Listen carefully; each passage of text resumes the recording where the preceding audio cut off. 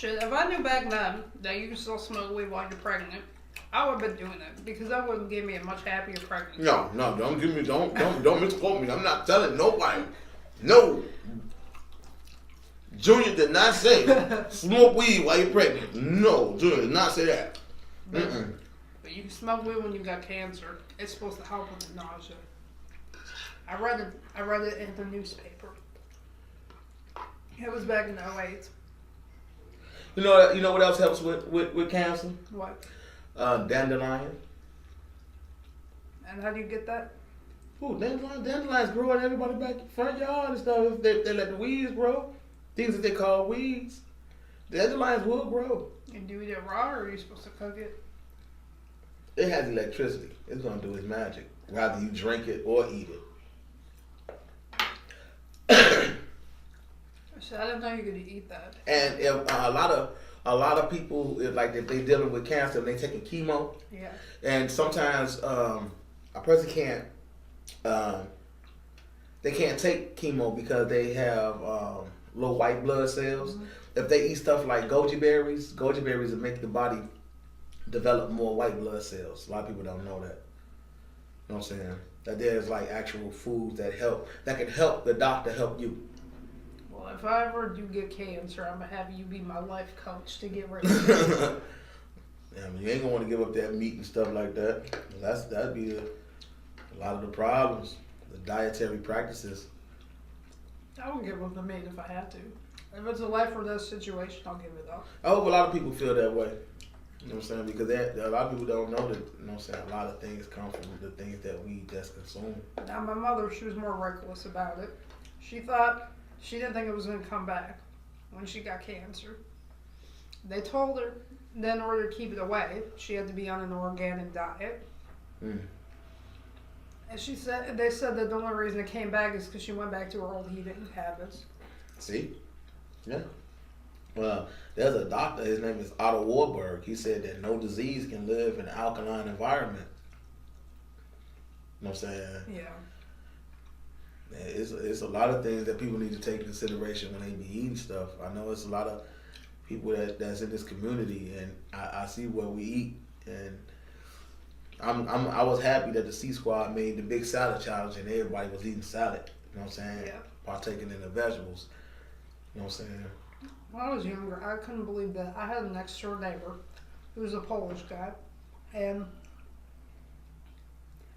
he lived to be 93 years old. Wow. And he wasn't even vegetarian. But you know what's crazy is I actually believe that if everybody consumed an alkaline diet on a practice on every day, that 93 years is probably, you know what I'm saying,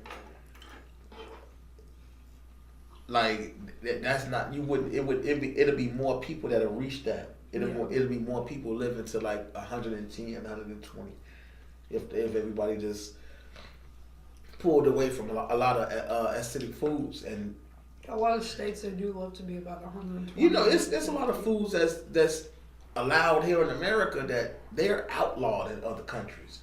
A lot of foods, and it was surprising to know that it's a lot of places on this planet that McDonald's do not have a restaurant. Oh, why is that? Because they do not allow that food to be produced there. Their people cannot eat that, and it's amazing to find out how many places is against certain, you know what I'm saying, certain things being in their country. You know, the documentary of Super Size Me, the guy that did the documentary, he was vegan his whole life. Mm-hmm. And so he wanted to see what would happen if he went 2 weeks eating McDonald's. Nope, not me. He had to eat it 3 times a day. And the first time he ate McDonald's, he threw up. I can believe it. He had been vegan all his life. Yeah. And that was the first type of meat he wanted to eat. Not me. That was the first meat he had because his wife would cook for him, and he grew up in a family where they were vegetarian. Wish I grew up in a house that was vegetarian. He was very healthy. He would go to the gym every day. He was about like 6'2" and only weighed 180 pounds. That's a good. I miss going to the gym. And so what he said is that when he started eating McDonald's, he noticed a difference. with the way he felt. I can believe that. He was sluggish and he wasn't like he didn't want to do no love making. Excuse me, y'all. Like he didn't want to do no love making after 8. He just wanted to go straight to bed. And his wife would Wait, the McDonald's took away his sex drive? Yeah. Ooh, boy. McDonald's will take away your sex drive. Don't say that. Amber did not say that. If you're not used to eating it, then you eat it. Like 2 weeks straight, that's all you eat. It could do that. I don't want nothing that's gonna mess with my pee-pee. I had to eat McDonald's and Burger King. I don't want nothing that's gonna mess with my pee-pee. I had to eat McDonald's and Burger King as a kid because I was anorexic. And so... You had to eat it? My mom... Because you was anorexic? My doctor... What you mean anorexic? You was skinny? Yeah, I was starving myself. But now you... Oh, because the kids at school in summer camp would make fun of me about my weight. So you started starving yourself? Yeah. I was about... I was a fat kid my whole life. I done heard every fat joke that could ever be told. But it's different for you. You're a boy. What's the difference? Well, girls hey, pretty girls don't want the fat boy. Believe that. Believe that. I can believe that. Okay. But this fat boy wasn't after the pretty girls. I was after the gangster chick. We like pretty girls. Back then, I wasn't looking at the girls. I was looking at the boys. I didn't know I liked the girls until I was 16. I like gangsters. Yeah, you like the tough girls. I don't want nobody that's scary cat. None of that in my life. Cause I ain't planning on being no scary cat. Is that because you're a scary cat about certain things and you want the tough girl? Who no? Cause I don't. I no. Cause I just don't want to have to get into a fight with another couple, and I gotta defend her against him and her. I can defend myself. You know what I'm saying? I don't want to have to. You know what I'm saying? We gonna get in. We gonna get in, and I know that me and Keisha gonna get in. I ain't worried about that. Me and Keisha gonna go. We going. Shoot, no way. I don't think another couple's gonna part with you and Keisha, because I mean, if they take one, if they look. I just don't want to. Joe, it was one time me and Keisha was at this biker club, right? Yeah. We had the motorcycle club, right? We had the biker club, right? What happened? And this, when I say this big tall lady, man, this lady, she was humongous. Like how tall? Like 6 foot? She was about 6'2", 6'3". She was tall. And she had to be every bit of 325. This lady was humongous. She a white woman or black woman? She was black. Oh, big black woman, boy. And she was boy, look, Joe, I mean, Keisha went from 0 to 100 real quick. This one would try to size up. Yeah, I was scared for that other lady. I was like, man. And then, like, this, I really just believe the lady was trying to pull it because, you know what I'm saying, we was just new there. You know what I'm saying? They had never really seen our vest in that place and all like that, Joe. Keisha was ready to go. I had to calm her down, like, Joe, like, come on, man, let's bounce. Well, because Keisha, she said something to Keisha. Keisha's it was about a chair. It was about a chair. Keisha wasn't going about that chair. The lady had to come up out that chair. It was serious. It got serious fast. They were fighting over a chair. The lady got disrespectful about the chair. Wait, she was sitting in the chair first, or Keisha? No, Keisha was. Man, they were just on some motorcycle club bull crap. You gotta know how that go, especially when you're in Chicago. You gotta know how that go. Man, it got serious real fast. I got scared. There was one time. And I was scared for the other lady. Them people didn't know us. There was this one lady. Me and Keisha were in the swimming class, and there was this new lady that was there, and Keisha had these. They weren't really dumbbells. They look like dumbbells, but they're for the pool, and they're like styrofoam. So like use them for resistance. This little Spanish lady took her little resistance dumbbells from the pool. They call them buoys. That's what they call? Yeah, they call them the buoys. And buoys. And she took them, and Keisha's like, that lady just took my buoys.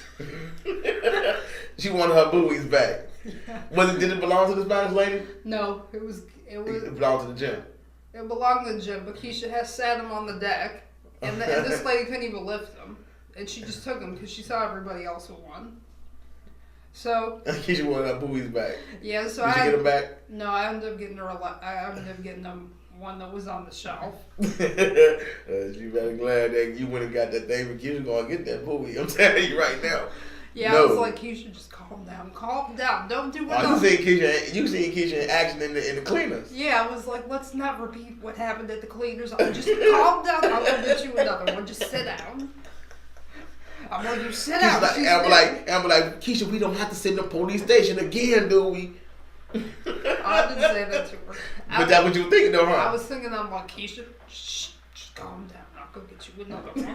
Now, if I would have been mad. You know what? I wish I could be a fly on the wall to see your face when Keisha spazzed out on anybody. It was like this. I was like, how was you looking today when she spazzed out on the Uber driver?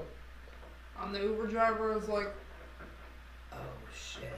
You came in the house talking like you was down for the get out. Well, because the Uber driver was talking tough. He like turned around talking to her some type of way, and I thought she was gonna dive her ass in the front seat and kick his ass. I was like, I